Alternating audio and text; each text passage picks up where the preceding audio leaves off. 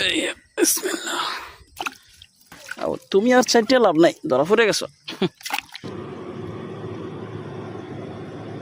মাছগুলো সবগুলো এক জায়গায় চলে গেছে।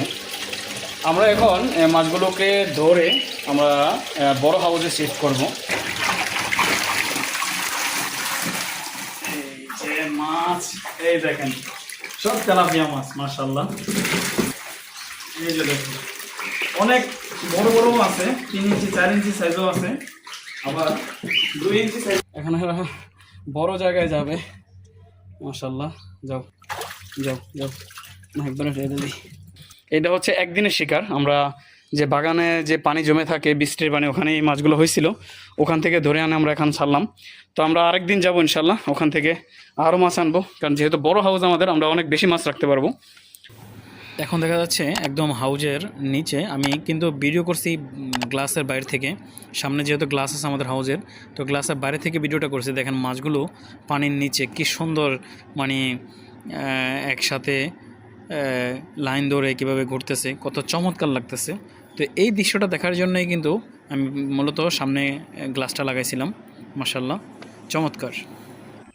আসসালামু আলাইকুম, হ্যালো ভিউয়ার্স, কেমন আছেন সবাই? ওয়েলকাম টু মাই পাখির জগৎ। আমরা এখানে একটা খাজুর বাগান, চতুর্পাশে খাজুর বাগান দেখতে পারতেছেন। মাঝখানে একটু পানি জমে আছে, এই পানির মধ্যে অসংখ্য তেলাপিয়া মাছ, আসলে বলে বোঝাতে পারবো না এত মাছ। তো আমরা আজকে মাছ ধরতে আসছি আমাদের হাউজের জন্য, হাউজে ছাড়ার জন্য। দেখেন অসংখ্য মাছ, আসলে বোঝা যাবে না, অনেক ছোট ছোট তেলাপিয়া, কিন্তু আমরা বড়গুলা ধরতেছি। আমার বন্ধু বোরহান জাল মারলো, দেখি কীরকম আসে। আমরা ধরছি মোটামুটি, আলহামদুলিল্লাহ অনেকগুলোই। দেখেন মোটামুটি এগুলা ধরা হয়েছে, সবগুলোই তেলাপিয়া মাছ, মোটামুটি বড় আছে। আমরা শুধু বড়গুলো বেশি বেশি ধরতেছি হাউজে ছাড়ার জন্য। এখন আরেক জাল মারছে, দেখি কীরকম আসে।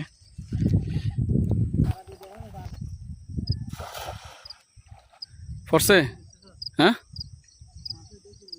হ্যাঁ, বেড়া এই ভিতরে বড় বড়, ভিতরে গাছের ভিতরে সব বড় বড়।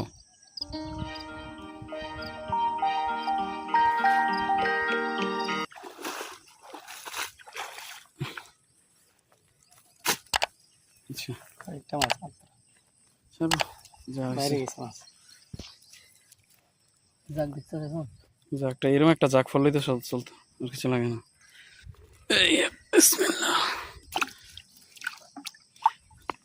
সব তেলাপিয়া রাখ রাখ। তুমি আর চাইতে লাভ নাই, ধরা পড়ে গেছো।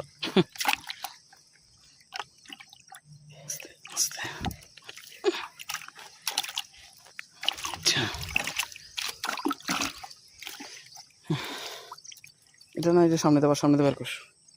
কয়টা? 8টা বরাবর। 8টা বাজেছে। বাস এনাফ এনাফ। মাছের জাকটা খাইতে পার, একটা জাক ফেলে দেবে তো, জাকটা খাইতে হবে। মাছগুলো সবগুলো এক জায়গায় চলে গেছে। আমরা এখন মাছগুলোকে ধরে আমরা বড় হাউসে শিফট করব। মাছগুলো কিন্তু অসংখ্য মাছ, এখানে সবগুলো মাছ, পানি অনেক বেশি, ধরতে একটু সময় লাগবে।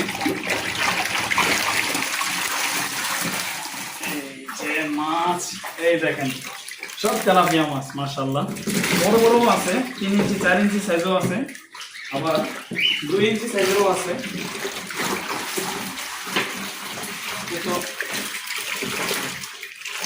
মাশাআল্লাহ, সবগুলো একসাথে ধরতে গেলে একটু সময় তো লাগবেই। মাছ কিন্তু অসংখ্য মাছ, 1000 প্লাস হবে, এখানে 1000 মাছের বেশি হবে। তো আমরা যে ট্যাঙ্কিটা বানাইছি, সেই ট্যাঙ্কিটাতে 1000 মাছ ছাড়া যাবে। মোটামুটি অনেক বড় ট্যাঙ্কি, যে হাউসটা বানাইছি আর কি। এই যে দেখেন অনেক বড় বড় সাইজেরও আছে। এই যে ওইদিকে পড়ে গেছে, অর্থে দেওয়া যাবে না।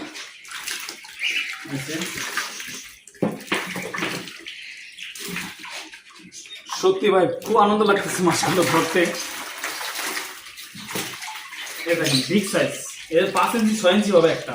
তো আমরা দেখবো যে হাউসেগুলো মানে কতদিনে কত বড় হয়, কত বড় করা যায়, এটা দেখবো। পানি একটু বেশি এতে, এই জন্য মাছ কম আসতেছে, পানিটা একটু কমাতে হবে। নিয়ে আসলাম মাছগুলো, দেখো যে এখানে অর্ধেকগুলো আনছি, সবগুলো ধরতে পারি নাই। এই যে আমাদের হাউস এখন ছাড়বো, ভিতরে আসো, আরো ভিতরে কাছে আসো। এখানে বড় জায়গায় যাবে, মাশাল্লাহ, যাও। ও হো হো হো হো, মাছ সবসময় পিছনের দিকে যায়, পানি যেদিকে যায় তার উল্টো দিকে যায় মাছ। দেখেন আমি চাইতেছি, এরা ভিতর দিকে যায়। যাও যাও, না একবারে রেখে দিই। ও মাশাল্লাহ, ছেড়ে দিলাম। পুরো হাউস এখন ভরপুর হয়ে যাবে মাছ ইনশাল্লাহ।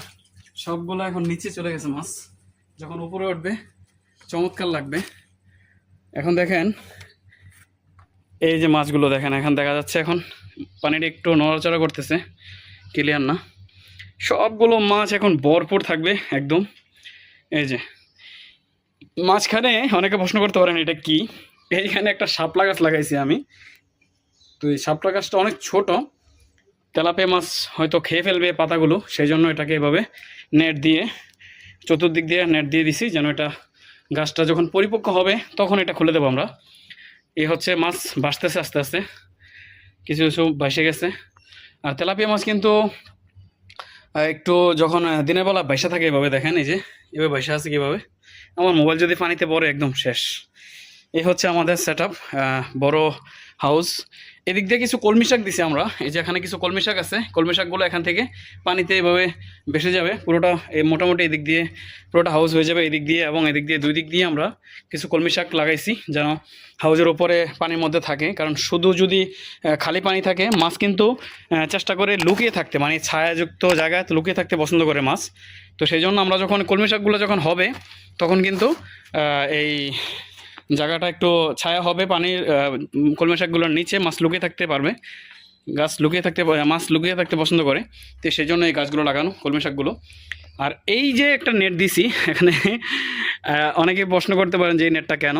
কারণ অনেক সময় বৃষ্টি হয়, বৃষ্টি হলে যদি এই পরিমাণ পানি এসে যায় তাহলে কিন্তু মাছ চলে যাবে পানির উপর দিয়ে। তো আমরা এই নেটটা দিছি, নেটের এখানে একটা ফোম দেব অথবা অন্য কিছু একটা দিয়ে এটাকে ব্লক করব, যেন ফোমটা মানে পেরিয়ে মাছটা পানিটা যেন পড়ে যায়, মানে অতিরিক্ত পানিটা এখান থেকে অতিরিক্ত, এখানে প্রায় 4-5 ইঞ্চি আছে ওভার, এই 5 ইঞ্চির ওভার যে পানিটা হবে এই দিক দিয়ে পড়ে যাবে পানিটা অটোমেটিক।